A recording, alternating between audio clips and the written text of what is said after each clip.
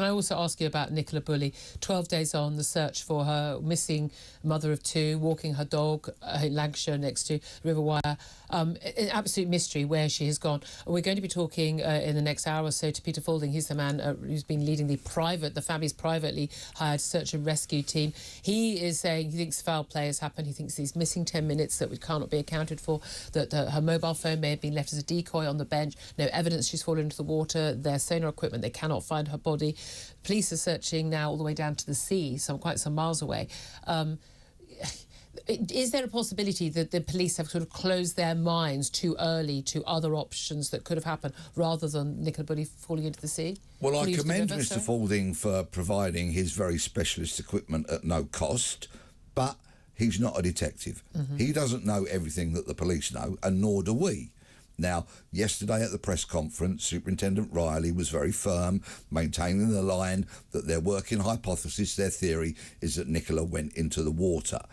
Clearly they know stuff that we don't. I suspect perhaps some telecommunications devices, either the Fitbit that might have been pumping out data that they might have been able to access which would say how many steps were taken and when there was periods of inactivity, for example, that the police are not going to make us aware of yet. Yeah. They know more than we do. What I will say is that if Lancashire police have got this wrong, then by crikey, trust in the police, which is on the floor, is going to go even lower. Isn't it? Russell Croke and I were talking a little bit earlier in the show about the earthquake death toll and the misery, but just how, although lots of attention being paid by the media to this story, looking at the pages that are being most read on websites, is that people not paying attention to a lot of those stories, but they are very much paying attention to some of the big crime stories in this country, perhaps things happening closer to home. People are grabbing more of people's attention. And there are three particular stories that I want to talk about. Let's start with David Carrick. You and I have spoken many times about this man. He's was a police officer. He's a convicted rapist now. He pleaded guilty to numerous charges, dozens of charges against 12 women over 17 years, including 24 rapes. Yesterday, he was sentenced to 36 life sentences, serving, after his time on remand, a minimum of 30 years. He won't be released until he is 78. However, already the Attorney General has received numerous complaints that the sentence is too lenient. That's after the judge said that David Carrick was monstrous, that he had acted as though he was untouchable, and he was also called a scar on our police. Is a 30-year sentence too lenient? Manifestly not. It's not strong enough. He should have received a whole life term. But I'm not criticising Mrs. Justice Chima Grubb, the judge in this case, because of course her hands are tied by sentencing guidelines that are handed down by a little-known body called the Sentencing Council. They draw up these guidelines, which they want the judges are obliged to abide by them. So, and of course the prosecutor said that he felt that Carrick's woeful, beastly, appalling offending didn't quite hit the How? marker. I mean, this is my thing. How didn't it? OK, he didn't actually kill anyone. Well, he threatened to. And as Russell, you and I were discussing a little bit earlier, Russell, that we're in that situation where he would probably be serving this sort of sentence if he had committed these offences against, 5 women or 10 women. And the fact that there were so many different women who were affected by this, that it was almost as if, the first 4 rapes counted, the last 20 didn't. It's like he'd got away with the last 2/3 of his crimes, because they count for nothing in sentencing terms. And that's what I think sits very, very badly with people right now. And in America, you could imagine these cases, it sounds absurd, doesn't it, where people are saying they're being sentenced to, 200-year jail terms because they don't run concurrently, they run one after each other. I don't understand why anyone thinks this man should be given any leniency at all, and why he should ever be out on our streets, even at 78, bearing in mind that there are plenty of people who are out on the streets in their 70s who are a danger. Hi, Gary Glitter, if you're watching. I don't want Gary Glitter on the street. My test is always, would you want your sister or your daughter to be dating David Carrick and meet him up in a drink for a bar in his 70s? No. No, and I think in all likelihood, he won't be released when he's done his 30 years. I'm hoping that the parole board, although we all know about the failings of the parole board from time to time, I'm hoping that they, in 3 decades' time, will say, no, clearly this man still poses a risk. But we shouldn't have to hope, should we? No, we shouldn't. What is it? Look, you and I remember, well, I'm not quite old enough to remember, when it actually happened, but when they got rid of the death penalty. Now, you know, a lot of people still, actually, to vote, if it was a referendum, there would be a death penalty in this country straight away, wouldn't there? But the deal was with the public, there won't be a death penalty, but there would be a whole life sentence. People would go to jail for life. But a life sentence now means about 12 years. Well, there's about 60 people that have got whole life terms. So they're the people that will die in prison. But we shouldn't refer to something as a life sentence if it's not a life sentence. No, if it's not a whole life sentence. Especially when you serve 12 years, you serve half of it. I mean, it's not. But this is lying to the public. Yes, it is deceptive to a certain degree. And I think what we really need to be aware of, and I sincerely hope that the prison service are, is that Carrick tried to take his own life last year. Yes. Oh, dear, what a shame. Now, but you see, I'm going to disagree with you to a certain point here, because I've never met anybody who wants to spend yet another day in prison. And I've been in many prisons and interviewed many prisons over the years.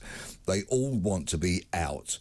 And for me, the way out is to put a noose around somebody's neck and finish their life. That actually is a get-out clause. And if you look at Shipman, for example, if you look at Fred West, for example, they couldn't face their punishment. So they took the easy way out and killed themselves. The real punishment is that people, for decades and decades and decades, every time they look in that mirror, have to confront their offending and the consequences of it. Well, the consequences of it being both a sex offender and being a police officer behind bars, his life is going to be very, very, very unpleasant indeed. And I'm sorry, I'm not going to weep tears for that. Realistically, he probably will kill himself, will he not? Well, I sincerely hope he doesn't. Justice has been done. That's what he wants. You want him to be punished. He wants to end his life. So I'm begging the prison service, don't let him do that. Give him 30 or more miserable years of drudgery and the same old stuff. I just want an honest justice system where we are really, really clear. You commit crimes like this, and you don't have to commit them for that many years, that many women, and be in a position of trust where you totally abuse that, as he did. He basically said, look, I am the law to some of these women. You go to the police, they're not going to do anything. It was only when the woman only came forward, the first woman who said she was a victim, after Wayne Couzens was jailed for the abduction and rape and murder of Sarah Everard. And so I think we're going to see more women coming forward about police officers like this. And on that very note, the other brilliantly courageous victims came forward after the first offence that Carrick had been charged with went in the media. Now, there's a lot of people that jump on social media and blame the likes of you and other media outlets for the state of morale in the police because we have the temerity to report what an absolute basket case so much of British policing is at the moment. Well, do you know what? If the media hadn't reported Carrick's first offence, then maybe those other victims wouldn't have found that courage within them to come forward. And the key thing is, of course, all good police officers, and I believe the majority are good. I've got good friends in the police, and people like you who are former police officers who really do care about doing the right thing, that actually all good police officers want people like that charged and convicted. Yes, they do. But the whole police service has got to do more than just hoovering up the bad ones. Yeah. What they've got to do is have the systems in place, and they also need to hold the people accountable. Who are the people that allowed Carrick to offend for so many years? Nine occasions were missed. Because they were either useless at doing their job, or they acquiesced, or they looked the other way. Public trust will not be regained until those kind of people are held to account as well, not just the criminally bad. Absolutely. It's not good enough, exactly. It's been very, very clear. Let's also talk about the case of the Epsom College deaths. I was very angry and upset when I saw some of the coverage of this. It's tragedy, isolated incident, police aren't looking for suspects. And with the death of Emma Patterson, the head of Epsom College, a top independent school, she was found dead along with her husband George and their 7-year-old daughter Letty. tragedy. Quite clear to anyone reading between the lines that early on this was a murder-suicide. Police are now saying that is the case. It turns out she rang her sister in distress on the Saturday night. They rushed to her aid. She was shot dead, as was Letty, and George had then shot himself before they arrived. There's some concern about whether he may have had some financial issues with his own business and the like. The way this has been talked about by the police as a tragedy, it's not. I mean, a man has brutally murdered his wife and 7-year-old daughter and then committed suicide. That's a brutal crime, not a tragedy. With what appears to be a legally owned firearm. I have long argued, and the shooting lobby really dislike me over this, but I have long argued that the only people in our country that need guns are the army and certain police officers. Really? You would like complete control over... Absolutely. There are other lethal means of pest control rather than shooting them.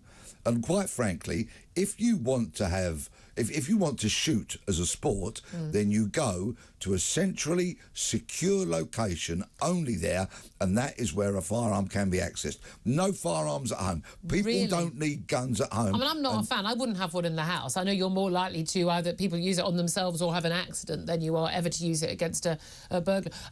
Bring in Russell Quirk on that. Do you agree? I agree with Peter. I mean, you've only got to look at the United States, where they've gone the other way, which is that everyone has almost an obligation to have a firearm. And as a consequence, there's, 15, 20,000 I think if I lived in the States, deaths. I would have a gun. Well, but this is the problem. Because everyone else has got mission one. creep, isn't it? Yeah. And I agree with Peter wholeheartedly that they're dangerous, lethal things, and they should be out of everyone's way apart from very specific circumstances. And this tragic story from Epsom College comes in the same week that the lamentable Devon and Cornwall Police firearms issuing unit or firearms monitoring unit, licensing unit, are getting absolutely lambasted for quite pathetic and unforgivable shortcomings which led to the death of 5 people when a lunatic was given his gun back.